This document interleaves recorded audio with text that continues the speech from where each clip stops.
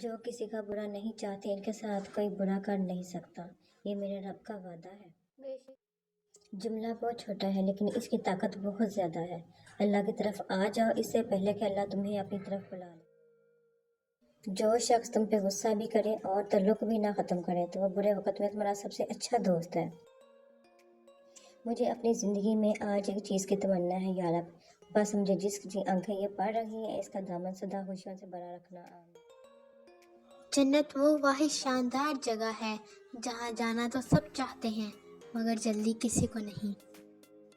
ہمت مت ہارو کیونکہ پہاڑ سے نکلنے والی نہروں نے آج تک راستے میں کسی سے نہیں پوچھا سمندر کتنا دور ہے۔ عقل مند اور بیوقوف میں کچھ نہ کچھ عیب ضرور ہوتا ہے مگر عقل مند اپنے عیب کو خود دیکھتا ہے اور بیوقوف عیب دنیا دکھاتی ہے۔ جو لوگوں کا درد محسوس کرتے ہیں وہ کبھی دوسروں کے درد کی وجہ نہیں بنتے ہیں۔ دلیل تھی نہ کوئی حوالہ تھا ان کے پاس، عجیب لوگ تھے بس اختلاف کرتے تھے۔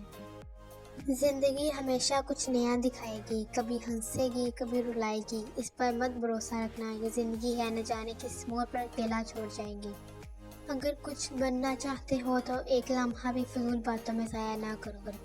حضرت علی رضی اللہ عنہ نے فرمایا کسی کی تباہ حالی پر خوش نہ ہو، خبر نہیں کل زمانہ تمہارے ساتھ بھی یہی برتاؤ کرے۔ مومن کے لیے ہر وہ دن عید ہے جس دن اس نے اللہ تعالیٰ کی نافرمانی نہیں کی۔ تم اچھا کرو اور زمانہ تمہیں برا سمجھے تمہارے حق میں بہتر ہے بجائے اس کے کہ تم برا کرو اور زمانہ تمہیں اچھا سمجھے۔ سمجھدار لوگ بحث نہیں کرتے کیونکہ وہ جانتے ہیں کہ سوائے آپس میں رنج پیدا ہونے کے اس سے منفی نتیجہ برآمد نہیں ہوا کرتا۔ مولا علی فرماتے ہیں اگر کسی کی تکلیف دے کر تمہیں تکلیف ہونے لگے تو سمجھ لینا تم اللہ کے بنائے ہوئے بہترین انسان ہو۔ جب کوئی دل دکھائے تو چپ رہنا چاہیے کیونکہ جنہیں ہم جواب نہیں دیتے انہیں وقت جواب دیتا ہے۔ ہم سب مشکل کام کرنے سے گھبراتے ہیں، حالانکہ انسانیاں مشکل کام کرنے ہی سے پیدا ہوتی ہیں۔ کسی کو تم دل سے چاہو اور وہ تمہیں ٹھکرا دے تو وہ اس کی بد نصیبی ہے، تمہاری نہیں۔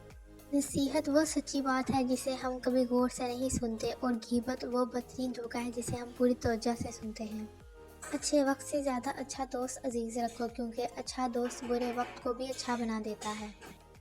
حضرت موسیٰ علیہ السلام نے عرض کیا خدایا میں تجھ کو کہاں تلاش کروں؟ اللہ تعالیٰ نے فرمایا ٹوٹے ہوئے دلوں کے پاس۔ لوگوں کو اس طرح معاف کرو جیسے تم اللہ سے امید رکھتے ہو کہ وہ تم کو معاف کر دے گا۔